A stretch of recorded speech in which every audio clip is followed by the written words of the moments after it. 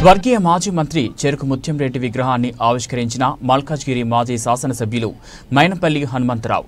తోగట మండలం బండార్పల్లి మెట్టు గ్రామంలో మాజీ మంత్రి దుబ్బాక మాజీ ఎమ్మెల్యే చెరుకు ముత్యంరెడ్డి విగ్రహావిష్కరణ కార్యక్రమం మరియు జయంతి వేడుకలు ఘనంగా నిర్వహించారు. విగ్రహానికి పూలమాల వేసి ఘనంగా నివాళులర్పించారు. ఈ సందర్భంగా వారు మాట్లాడుతూ దుబ్బాక నియోజకవర్గం అభివృద్ధికి కృషి చేసిన నాయకుడు ముత్యంరెడ్డి అని అన్నారు. ఆయన చేసిన సేవలు మరువలేనివని పేర్కొన్నారు. వారితో పాటు మన ప్రియతమ నాయకులు దుబ్బాక నియోజకవర్గ Congress party incharge Srinivas Reddy, Siddipet incharge Pujala Harikrishna పాల్గొనడం జరిగింది.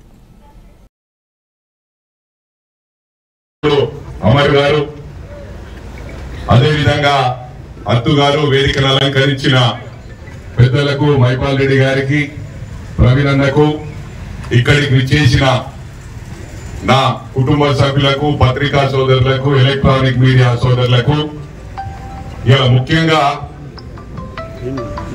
పెద్దలు, స్వర్గీయ తండ్రి సమానులు మా ముత్యమన్న జయంతి సందర్భంగా, అదేవిధంగా ఈరోజు విగ్రహాన్ని కూడా ఆవిష్కరించడం జరిగింది. ముఖ్యంగా ఒకటే గమనించాలి, గతంలో కంబైన్డ్ స్టేట్ లో, ఉమ్మడి రాష్ట్రంలో మీరందరూ కూడా గుండె మీద చేసుకొని ఆత్మ పరిశీలన చేసుకునే అవసరం ఉంది. ఎందుకంటే ఉమ్మడి రాష్ట్రంలో మా చెరుకు ముత్యమన్న చేసినంత పని గతంలో ఎవరు చేయలేరని చెప్పి కూడా ఈ సందర్భంగా తెలియజేస్తా ఉంటా. నేను ఎక్కడికి వెళ్ళినా కూడా మొట్టమొదలు మా ముత్యమన్న గురించి చెప్తా. ఆనాడు ఇతర నియోజకవర్గాల్లో సింగిల్ రోడ్ కూడా సరిగ్గా లేకుండే.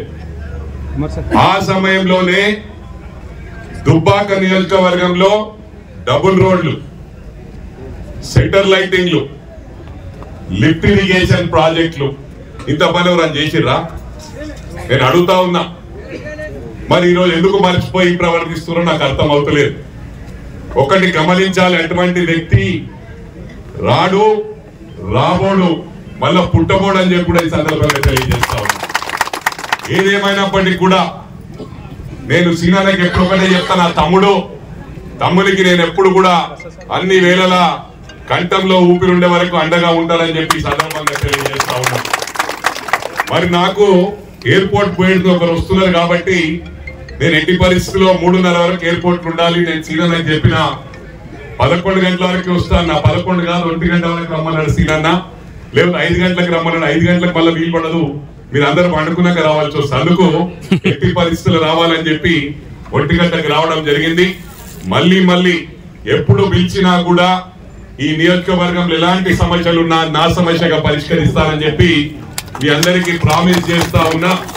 మళ్ళీ కలుస్తా, సీనన్ ఎప్పుడు పిలిచినా పలుకుతా అని చెప్పి మరోసారి మీ అందరికీ విజ్ఞప్తి చేస్తూ, ఈ అవకాశం ఇచ్చిన నా ప్రియమైన సోదరులందరికీ కూడా ధన్యవాదాలు తెలియజేస్తూ సెలవు తీసుకుంటా ఉన్నా.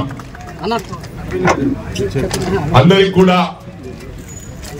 కొత్త సంవత్సర శుభాకాంక్షలు తెలియజేస్తా ఉన్నా. నా కుటుంబ సభ్యులందరికీ, ప్రతి ఒక్కరికి పేరున, అదే విధంగా పోలీస్ డిపార్ట్మెంట్ కుటుంబ సభ్యులకు, అదే విధంగా ఏసీపీ గారికి, సిఐ గారికి, ఎస్ఐలకు, కానిస్టేబుల్స్ కు, ప్రతి ఒక్కరికి కూడా పేరున న్యూ ఇయర్ గ్రీటింగ్స్ తెలియజేస్తూ సెలవు తీసుకుంటాను. Thank you very much.